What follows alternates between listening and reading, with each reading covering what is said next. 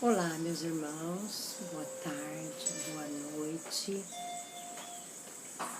E novamente aqui, agradecendo a Deus, a Jesus, a toda a espiritualidade, os benfeitores que nos amparam, que nos assistem, nos dando a intuição para que possamos compreender um pouco da leitura, da codificação de Kardec, trazendo pela tradução de J. Herculano Pires, né?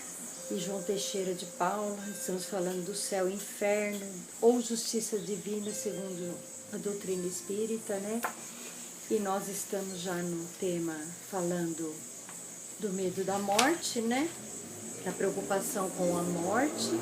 O meu capítulo 5 hoje é o item 10. Mas antes de nós entrarmos na leitura, convido a todos que nós nos entreguemos agora com as nossas melhores vibrações, pedindo, agradecendo e louvando por essa oportunidade de tentar compreender a doutrina do amor maior, do Consolador prometido, que nos ajuda a serenar, entender, compreender todas as formas de desafios e provas que o nosso planeta está vivenciando, rogando já as melhores vibrações para os nossos irmãos em dificuldades. Lá no sul, que seja a nossa porta, uma luz radiante que possa adentrar nos corações e sofrimentos, e que juntos, através da nossa leitura, vibrando no padrão espiritual de conforto e entendimento para nosso aprendizado, possamos sempre agradecer e louvar por esse momento de evangelização e estarmos num país, estarmos numa cidade abençoada, que já vivenciamos esses momentos de enchente, mas foi muito pequeno perante os nossos irmãos lá do outro lado da cidade. Graças a Deus, que a paz seja com todos, que a luz de Deus e da misericórdia divina cubra a todos, que assim seja.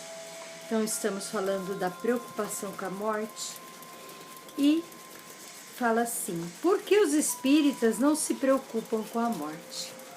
Será que é verdade? Será que nós se preocupamos ou não? Eu creio que tem sim uma preocupaçãozinha. Nós acreditamos que morreu não acabou, mas que a gente vai se preocupar conforme a nossa conduta aqui, se preocupamos sim. E temos que estar atento a isso, né? A doutrina espírita muda completamente a maneira de ver o futuro. A vida futura não é mais uma hipótese, sim uma realidade. A situação das almas após a morte não se explica por meio de um sistema, mas como um resultado à observação. O véu é levantado. O mundo espiritual nos parece em toda a sua realidade viva. Não foram os homens que o descobriram através de uma concepção engenhosa, mas os próprios habitantes desse mundo que nos vieram descrever essa situação. Então, olha só, para nós espíritas, nós não se preocupamos porque sabemos que continua realmente, né? E que os espíritos veio de lá, de outra dimensão, nos mostrar essa vivência, essa concepção que Kardec descreveu estudando essa doutrina, dando oportunidade para esses espíritos virem falar, né, sobre os desafios que eles passaram após a morte, e que aqui vem como um alerta, por que essa preocupação que ele pede, para que a gente tenhamos cuidado com a nossa vida aqui na Terra, de tentar fazer o melhor, porque a nossa colheita vai ser a mesma coisa da semeadura do bem ou mal que fizermos aqui. Então não vai ter privilégio para ninguém aqui nesse mundo. Nós estamos aqui num processo de resgate expiatório e vamos partir para a espiritualidade, sabendo que o nosso espírito vivifica, né, na morada divina, mas que a gente faça a nossa reflexão de cuidados com essa vida, porque assim a nossa preocupação, sim, podemos falar, não se preocupamos com a morte, se nós fizermos tudo de melhor, tudo de bom. Não existe preocupação se eu estou fazendo bem. Por que eu vou me preocupar depois que eu morri? Não, mas o cuidado de fazer o melhor, sim, que essa vem a preocupação.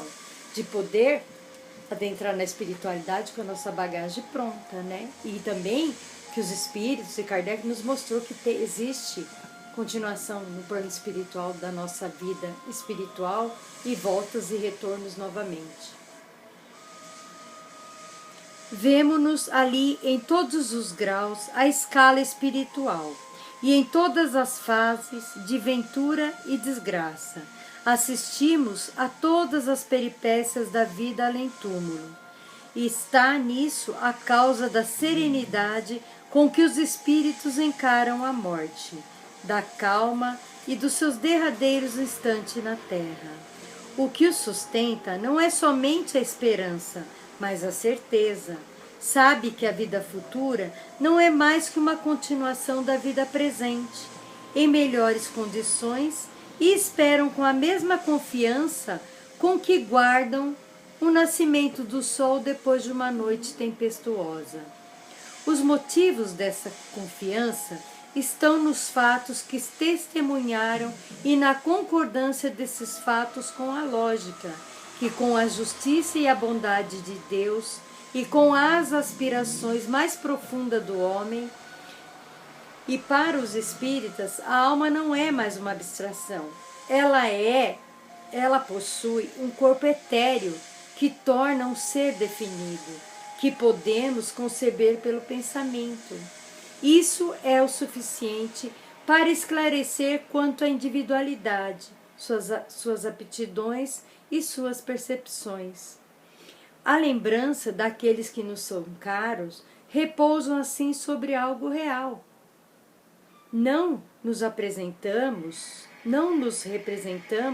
mais como chamas fugitivas que nada dizem do nosso pensamento, mas como formas concretas que nos apresentam da melhor como seres vivos.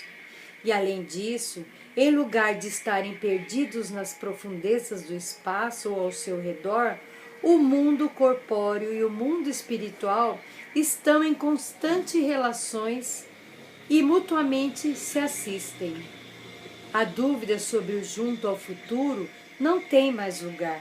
A preocupação com a morte deixa de ter a razão, esperando-a tranquilamente como uma libertadora, como uma porta para a vida e não como para o nada.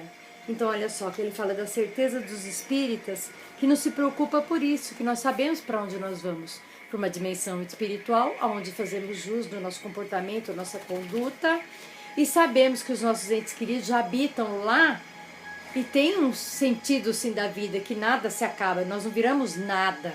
Tem uma continuidade, o perispírito vivifica lá na espiritualidade, levamos a nossa moldagem corpórea para outra dimensão, o corpo etéreo, o corpo físico se esvai pela terra, né, alimentando os germes, né, que faz parte desses processos de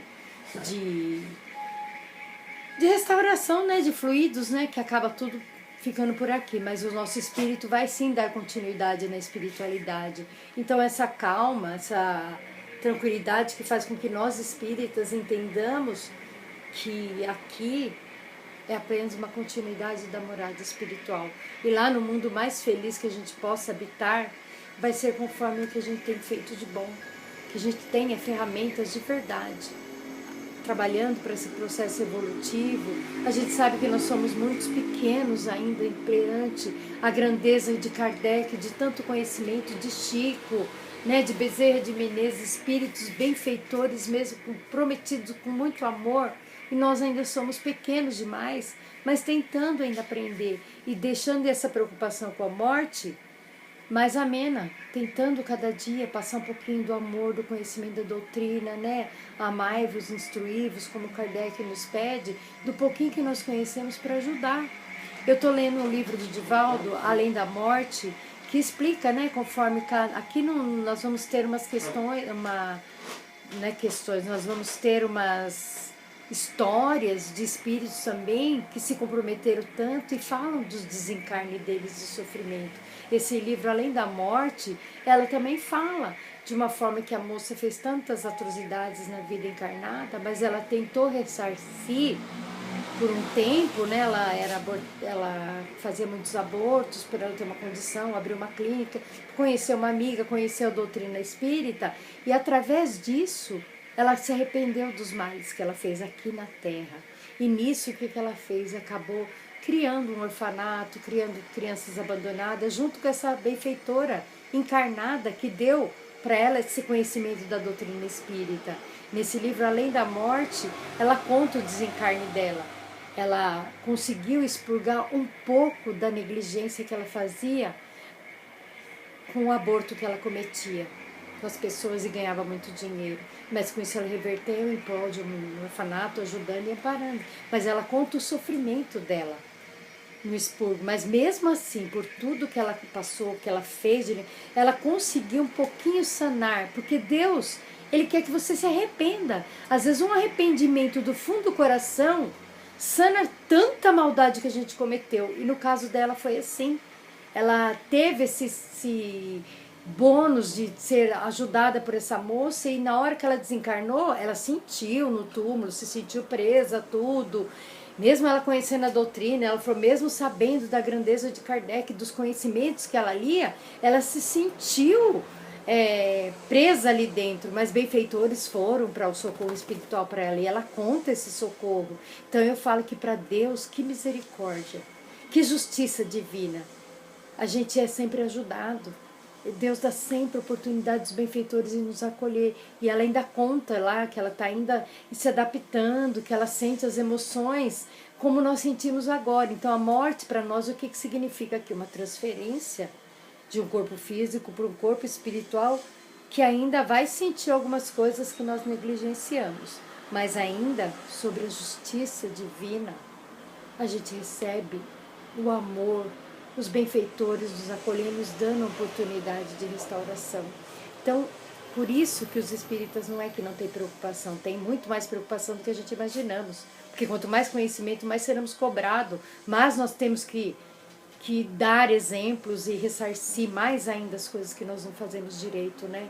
Então, existe sim, como a gente fala, muito dado, muito será cobrado. Então, sim, tem essa preocupação. Fala-se que a gente não faz de tudo para não se apegar, né, ao fator da morte, para a gente poder seguir, mas que a gente se preocupa sim por causa da nossa conduta, né, meus irmãos? E como nós não somos anjinhos, né, a gente ainda vai melhorando um pouquinho, né? E tem a nota do autor que nos fala assim: a ideia que as almas dos mortos se tornam chamas fugitivas penetrou fundamente na consciência coletiva dos povos, vendo a sua sobrevivência, mesmo em pessoas esclarecidas que se tornaram espíritas. Nas atas das sessões que realizava, por ele mesmo redigidas, o escritor Monteiro Lobato refere-se constantemente aos espíritos como gases, chamas flutuantes e etc., o que levava algum dos comunicantes a endossar a concepção. E um deles lhe respondeu: sou agora uma chamazinha errante? E referindo-se à sua própria morte, Lobato escreveu que ele iria passar do estado sólido para o gasoso. E o Espiritismo nos mostra que a situação do homem após a morte é muito diferente disso, conservando-se o corpo espiritual de que tão precisamente trata o apóstolo Paulo em Coríntios.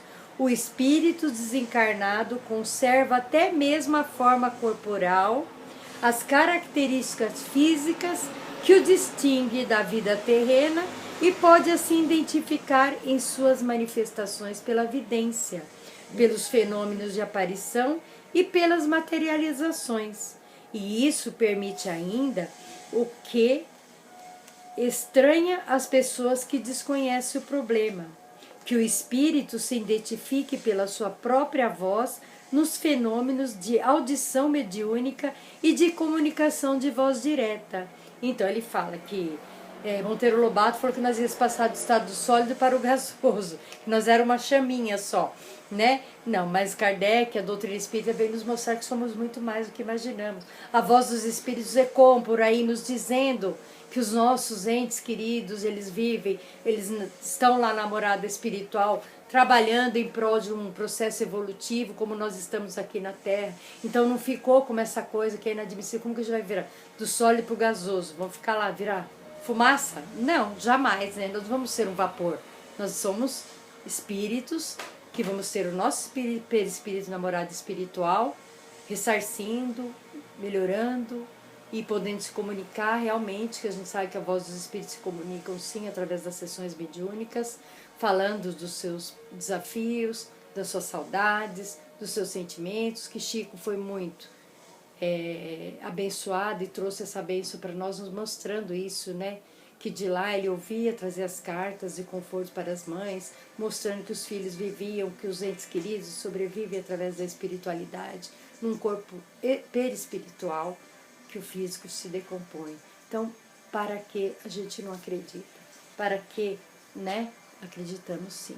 Então, o que eu digo aqui que nós temos que fazer o nosso melhor, para que a gente possa continuar, através dessa doutrina de amor, com essa nota do autor aqui, que a gente possa cada dia mais se compreender, se purificar, se restaurar, para que os benfeitores nos ajudem hoje e sempre, né? A continuar nessa ponte de troca, de conhecimento e de aprendizado. Então, que assim seja. Graças a Deus, meus irmãos, graças a Jesus, aos benfeitores que nos assistem, em nome da nossa Casa Espírita, vamos agradecer a toda assistência espiritual e também pedir a paz para o nosso mundo, todo socorro espiritual, e agradecendo com a prece do Pai Nosso. Pai nosso, que estais nos céus, santificado seja o vosso nome. Venha a nós o vosso reino e seja feita a tua vontade, assim na terra como no céu. O pão nosso de cada dia nos dai hoje, Senhor. Perdoai as nossas dívidas, assim como nós perdoamos aos nossos devedores. E não nos deixeis cair em tentação, mas livrai-nos de todos os males, porque teu é o reino, é o poder e é a glória para sempre. Que assim seja, graças a Deus, graças a Jesus e a toda a espiritualidade que nos assiste. Que assim seja e até uma próxima oportunidade, se assim Deus nos permitir. Até breve.